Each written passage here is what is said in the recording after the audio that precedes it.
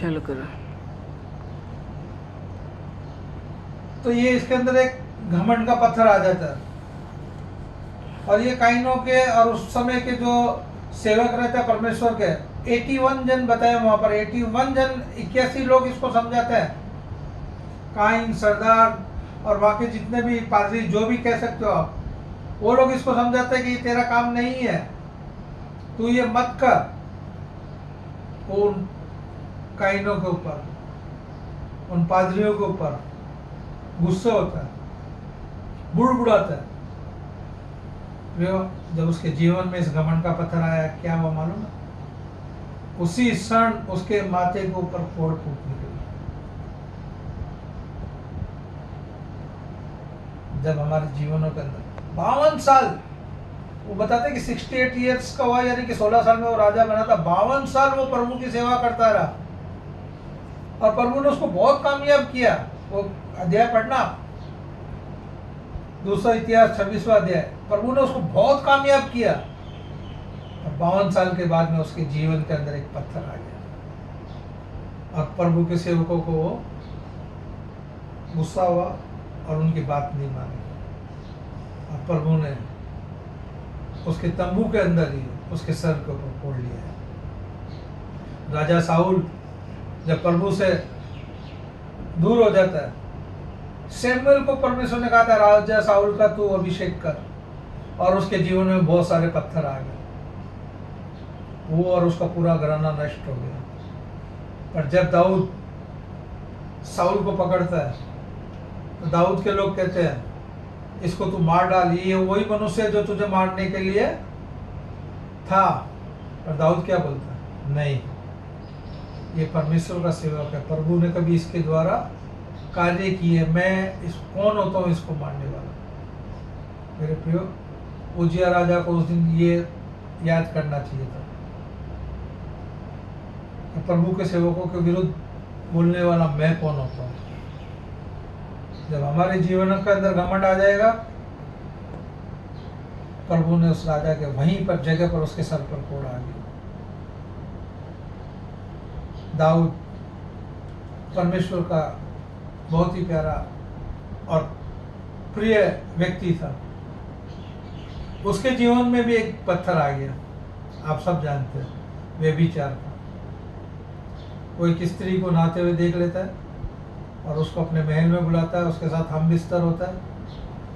प्रभु क्या करता है? तुरंत नाथान नबी को उसके पास भेजते हैं और दाऊद को कहते हैं जो तूने किया है वो ही तेरी स्त्रियों के साथ खुले आकाश के नीचे छत पर होगा।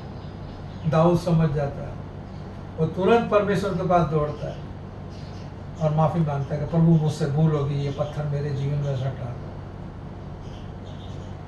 अगर वो भूल नहीं कबूल करता और उसी में पड़ा रहता पत्थरों के साथ, तो जिस प्रकार साउल का घराना, जो एक अपना यहूदा के गोद से निकल कर आया हुआ, प्रभु ने उसको पूरे परिवार को नाश कर दिया।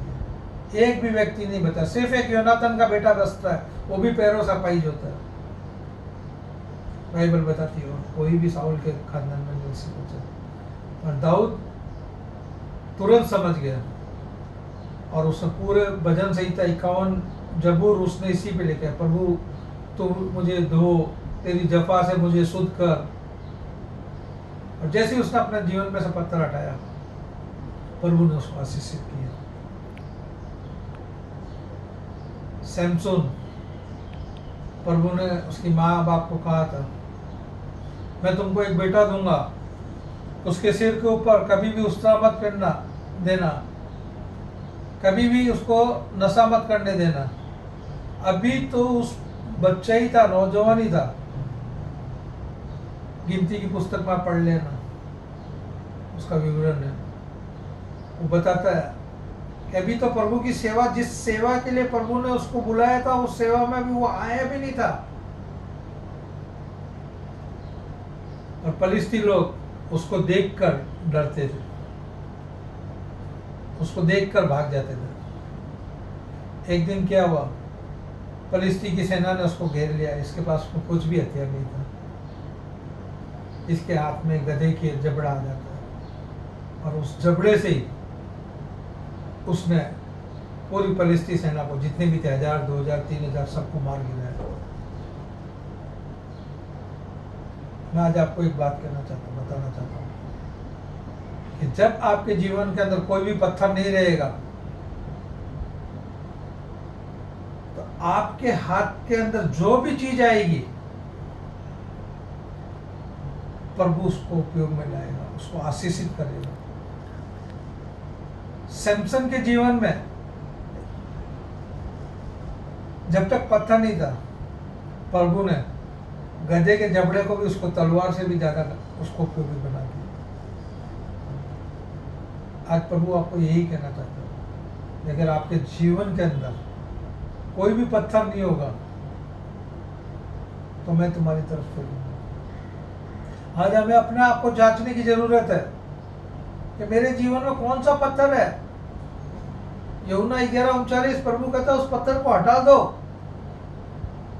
अगर मेरे जीवन के अंदर लालच का पत्थर है, बच्चों के प्रति प्रेम का है, व्यभिचार है, घमंड है, तो प्रभु आज कहता है अपने जीवन में से उस पत्थर को निकाल दो। सैमसन को परमेश्वर ने हड्डी के द्वारा वो किया, पर उसने क्या किया, अपने जीवन में से पत्थर नहीं निकाला। प्रभु ने जो काम करने के लिए मना किया था वही काम उसने किया। उसने फलिस्ती के साथ शादी कर ली, उस वेश्या के साथ नाम किस्ते हुआ, फिर भी प्रभु ने उसको माफ कर दिया। और जब दलीला के रूप का पत्थर उसके जीवन में आया, दलीला संसार को दर्शाता है। जब हम संसार के अंदर गिर जाएंगे, संसार रूपी पत्थर हमारे जीवनों में आ जाएगा। क्या हुआ? जब दलीला रूपी पत्थर उसके जीवन में आ गया, क्या हुआ? उसकी लटें काट दी गई, उसकी आंखें फोड़ दी गई, उसको पीतल की बेड़ियों में जकड़ा गया और उसको जेल में बैठाकर चक्की पिसाई गई। उस समय में चक्की पीसना एक छोटा सा छोटा काम था। प्रभु ने इसको किस चीज के लिए चुना था? अपनी महिमा के लिए चुना था। और इसके जीवन में ये 3 पत्थर आ गए और क्या हुआ? चक्की पीसने लगा, प्रभु से दूर हो गया, प्रभु की आत्मा उससे दूर होगी। इब्रानियों 11:6 उसका विश्वास जाता रहा। क्या आज हमारे पास वो विश्वास है कि प्रभु है? तो फिर हम मांगते हैं तो क्यों नहीं हमारी प्रार्थनाएं सुनी जाती है? आज हमें अपने आप को जांचने की जरूरत है कि हमारे जीवन में कुछ ना कुछ तो पत्थर है। याकूब उत्पत्ति 28 अध्याय आप घर में पढ़ना,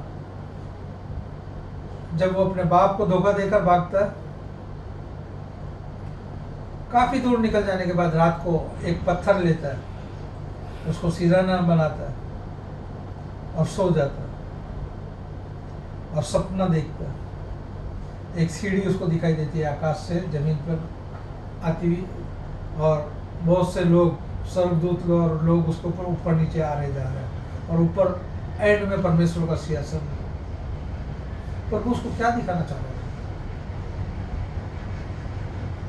प्रभु उसको कह रहा था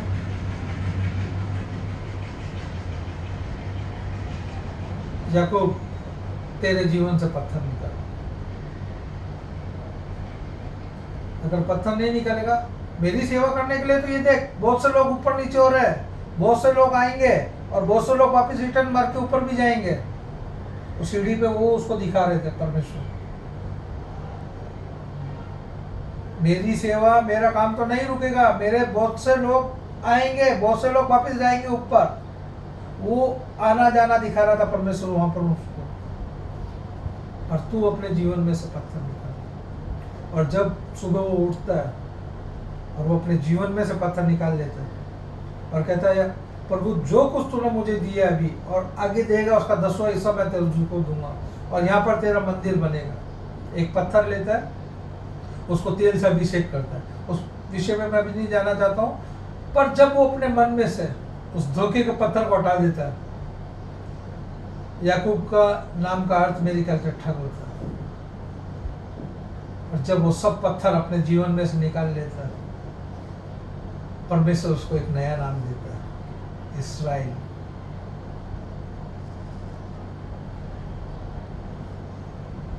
पढ़ना प्रियो आगे उत्पत्ति की पुस्तक मेरे ख्याल 30 के 31वां अध्याय के अंदर ये विवरण है। जब वो प्रभु से युद्ध कर रहा होता है, सुबह का समय होने लगता है, दूत बोलता मुझे जाने दे, वो बोलता नहीं, जब तक तू मुझे आशीष नहीं देगा मैं तुझे नहीं जाने दूंगा। वो कहता है आज से तेरा नाम इस्राएल होगा। क्यों? प्रभु ने उसका उसमें वो तो धोखा देके निकला था ना अपने बाप, वो तो भाग रहा था, भगोड़ा था, पर उसने प्रभु की आवाज को पहचान लिया। दाऊद के जैसे वो भी प्रभु के सामने घुटने पर आ गया। प्रभु ने उसके पत्थर को निकाल दिया और उसको इस्राएल बनाया, और उसको इतनी बड़ी आशीष दी कि अब से लेकर तेरे घराने के लोग सर्वदा राज करेंगे। मैं सही हूँ कि गलत मुझे मालूम नहीं, पर मैं जब पढ़ रहा था नेट पे, इंग्लैंड की रानी एलिजाबेथ, उसका जब राज्याभिषेक मतलब राजा बनाया गया, तो वो याकूब का पत्थर फोटो में दिखाया, उसके टेबल, उसकी जो कुर्सी थी उसके नीचे दिखाया, और वहां पर ये बताया गया था कि ये याकूब के दाऊद के 122वां गोत्र की प्रजा। मीन्स आज भी याकूब का घराना राज कर। ये प्रभु के वचन खाली नहीं जाता। प्रभु ने उसको इतनी आशीष दी, और कब? जब उसने वो पत्थर हटाया। लाजर प्रभु को कब मिल सका? जब कब्र का पत्थर हटाया गया, तब लाजर बाहर आया और प्रभु से मिला। मैं आज आपको यही बताना चाहता हूँ कि आपके जीवन में अगर कोई भी पत्थर है तो प्रभु आपके पास नहीं आएगा, आपसे दूर रहेगा। वो क्या पत्थर है? वो अपने आप को जांचने की जरूरत है। क्रोध का पत्थर है, झूठ बोलने का, घमंड का है, जीविका का घमंड है, अपने परिवार का घमंड है। क्या घमंड है आपके? क्या चीज, क्या पत्थर आपके जीवनों के अंदर? आज अपने आप को जांचने की जरूरत है। आज की सुबह प्रभु यही शुभ संदेश देना चाहता है कि अपने जीवन में से पत्थरों को हटाओ। अगर नहीं हटाएंगे, तो बाइबल में देखा हमने, परमेश्वर के चुने हुए लोगों को प्रभु ने नहीं छोड़ा, तो हम क्या? तो प्रभु के पसंद किए हुए लोग थे, गेजी, एली, उजिया राजा, एलिशा ने अपने जीवन में पत्थर नहीं आने दिया। प्रभु ने क्या किया? जब मर जाता है, उसके 1 साल बाद में उसकी कब्र में मुर्दे को दफनाया जाता है, वो मुर्दा जिंदा हो जाता है।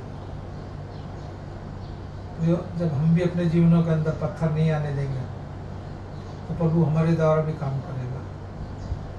प्रभु हमारे पास आएगा। हमको विश्वास करना प्रभु है, तब प्रभु उसके खोदने वाले को प्रतिफल देता है। अगर मेरे जीवन में कोई भी है पत्थर, तो आज मुझे खुद को जांचने की जरूरत है। कोशिश करो वो पत्थर निकल जाए। अगर वो पत्थर बड़ा आपसे नहीं निकल सकता, तो प्रभु से प्रार्थना करें, क्या प्रभु तू मेरे जीवन में से इस पत्थर को निकाल। प्रभु आपके जीवन में से पत्थर जरूर दूर निकालेगा। आखिरी में मैं आपको एक वचन पढ़ के खत्म करना चाहूंगा। यशायाह की पुस्तक उसका 5वां अध्याय, यशायाह की पुस्तक उसका 5वां अध्याय,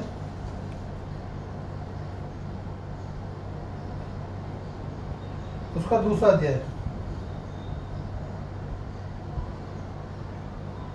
उसने उसकी मिट्टी खोदी और उसके पत्थर बीनकर उसमें उत्तम जाति की एक दाखलता लगाई। उसके बीच में उसने एक घूमट बनाया और दाखरस के लिए एक कुंड भी खोदा तब उसने दाग की आशा की, परंतु उसमें निकम्मी दाग ही लगी। प्रियो, ये दाग की बारी का जो बता रहा है कि प्रभु आज हमको क्या समझाना चाहता है कि मैंने एक दाग की बारी लगाई, एक दाग का पेड़ लगाया और मैंने उस जगह पर से खोद कर सब पत्थर निकाल दिए, तब वो फल लाएगा। आप जानते हैं, अगर एक भी पेड़ पत्थर रह जाएगा मिट्टी के अंदर या पत्थर रह जाएगा तो पौधा फलेगा नहीं, फल नहीं लाएगा।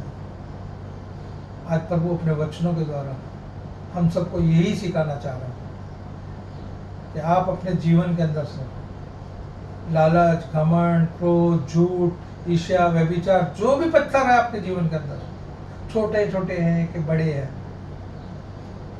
आपको उनको निकालना है। तब आप फलवंत होंगे और तब प्रभु आपको प्रतिफल देगा। इब्रानी 11:6। अगर आज हमारे जीवनों के अंदर पत्थर रह जाएंगे, प्रभु हमको प्रतिफल दे देगा। प्रभु आप सबको इस वचन को समझने की और मुझे जो बोलने की सामर्थ्य दी, उसके लिए मैं प्रभु को धन्यवाद देता हूँ। आइए हम प्रार्थना करेंगे। धन्यवाद पिता परमेश्वर, तेरे सुंदर वचन के लिए प्रभु। हमारे जीवनों के अंदर प्रभु बहुत से पत्थर है प्रभु। जब तू लाजर को मिलने गया, तेरा वचन कहता है पत्थर को हटाओ। हाँ प्रभु, आज हम भी तुझसे मिलना चाहते हैं प्रभु, पर मिल नहीं पाते हैं क्योंकि हमारे जीवन में और तेरे बीच में एक पत्थर है परमेश्वर। आज हमारे जीवनों के अंदर बहुत छोटे छोटे पत्थर है प्रभु। आज मैं उन सब पत्थरों को प्रभु निकालता हूँ परमेश्वर। तो मेरी मदद कर परमेश्वर।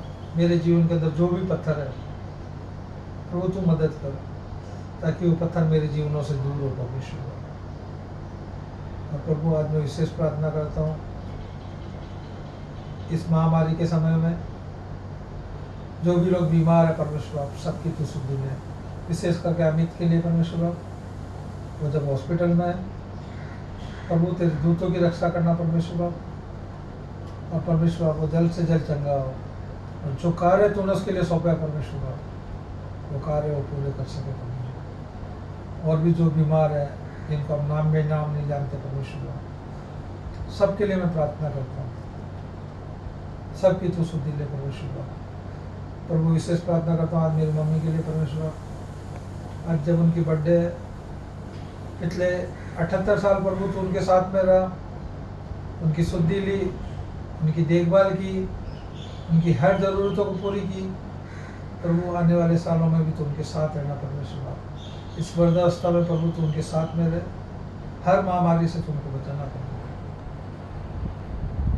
मांगने के लिए तो बहुत कुछ है परमेश्वर। और परमेश्वर, तेरा वचन कहता है कि तुम विश्वास करो मैं हूँ और मेरी खोज में रहो, अपने जीवन में से पत्थर निकालो तो मैं तुमको प्रतिफल दूंगा। वो आज हम अपने जीवन को तेरे हाथों में रखते हैं। जो भी पत्थर है उसको तो दूर कर परमेश्वर। इस वचन को समझने की प्रभु हम सबको बुद्धि दे। इस विनती को तेरे बेटे यीशु मसीह के नाम से मांगते हैं, सुन और स्वीकार कर। आमीन। आमीन।